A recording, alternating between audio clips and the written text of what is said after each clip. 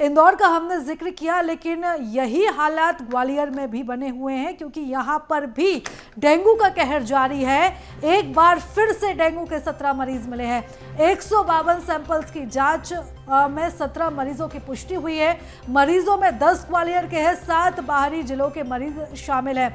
ग्वालियर में डेंगू मरीजों का आंकड़ा बढ़कर अब 264 हो चुका है, यानी कि ग्वालियर में कुल एक्टिव मरीजों की संख्या 264 पहुंच चुकी है और इस संख्या में लगातार जो इजाफा है वो होता जा रहा है। डेंगू अपने पैर पसार रहा है। ग्वालियर की बात करें तो यहाँ पर 17 नए मरीज मिले हैं।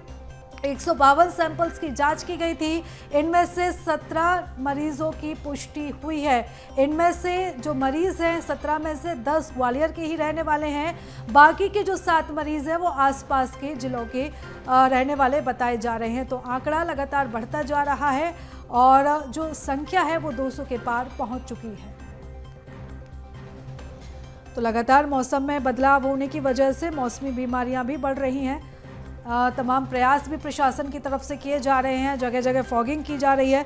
लोगों से सतर्क रहने की जो अपील है वो भी की जा रही है। तो बता दें, ग्वालियर का ये मामला जहां पर डेंगू के मरीजों की संख्या में इजाफा हुआ है, 17 नए मरीजों की पुष्टि हुई है और इन 17 नए मरीजों के मिलने के साथ ही जो आंकड़ा है अब एक्टिव मरीजों का वो 264 पहुँच चुका है। और इस खबर पर ज्यादा जानकारी के साथ हमारे सहयोगी प्रहलाद हमारे साथ जुड़ चुके हैं। प्रहलाद, क्या कुछ कदम वहां पर उठाए जा रहे हैं डेंगू की रोकथाम के लिए? बिल्कुल, देखिए, डेंगू की रोकथाम के लिए अगर कदम उठाए जाने की बात करें, चाहे वो स्वास्थ्य विभाग का महकमा हो या नगर निगम का अमला हो, दोनों की दोनों लापरवाह बने हुए हैं।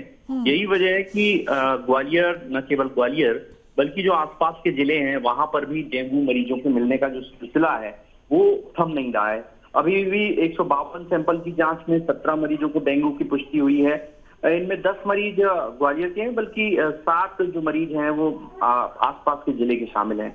इस तरह अगर देखें तो ग्वालियर में डेंगू मरीजों का जो आंकड़ा है वो बढ़कर 264 पहुंच गया है। इससे आप खुद समझ सकते हैं कि किस तरह से खतरे की घंटी बज रही है और लगातार ये अलर्ट कर रही है कि सावधान चाहिए, अन्यथा डेंगू की जो स्थिति है वो विकराल रूप धारण कर सकती है। बिल्कुल, और सबसे बड़ा कारण प्रहलाद यही है, जैसा कि आपने कारण भी बताया कि यहाँ पर उदासीन रवैया देखने को मिल रहा है, इसलिए जो आंकड़े हैं वो लगातार बढ़ते जा रहे हैं।